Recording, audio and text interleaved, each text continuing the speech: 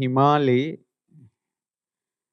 හැදෙන අද්භූත ප්‍රනීත දිව්‍ය රස වෑහෙන මිහිරි අඹ වර්ග තිබිලා තියෙනවා විමානවල.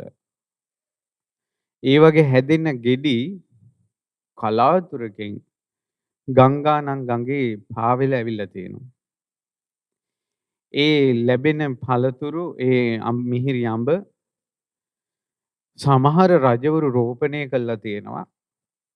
ඒ අඹ ඇටේ රෝපණය කරලා ඒ වටේ මණ්ඩප හදලා ඒ අඹ ඇටේ පැලවෙනකල් වැඩෙනකල් ඵලදාව දෙනකල් ඒ රජුරන්ගේ රාජ්‍ය කාලෙ දෙනකල් පහන් පත්තු කරනවා හතර කොනෙන්.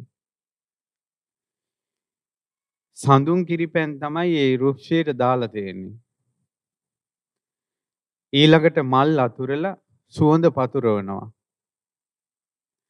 යටහත් පහත්ව හිස්වැසුම් ගලවා තමයි ඒ අඹ වෘක්ෂය ළඟට යන්නේ.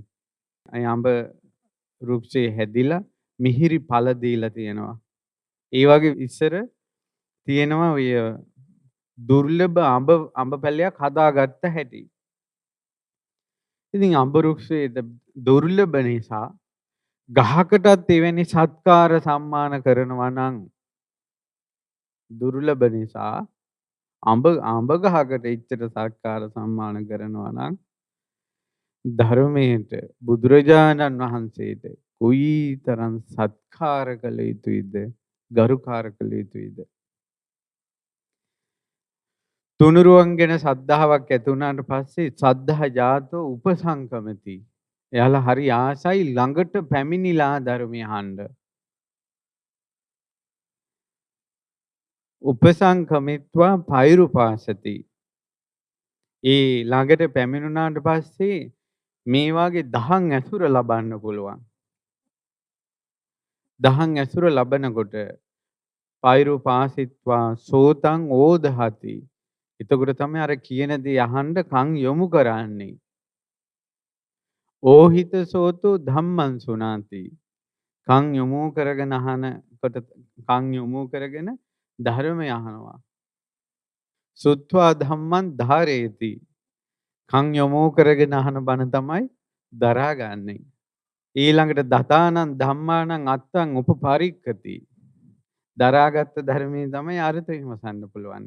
මේ විදිහට චතුරාර්ය සත්‍ය ධර්මයේ අවබෝධය සිද්ධ වෙන තාක් හේතුඵල පිළිවෙලක් තියෙනවා.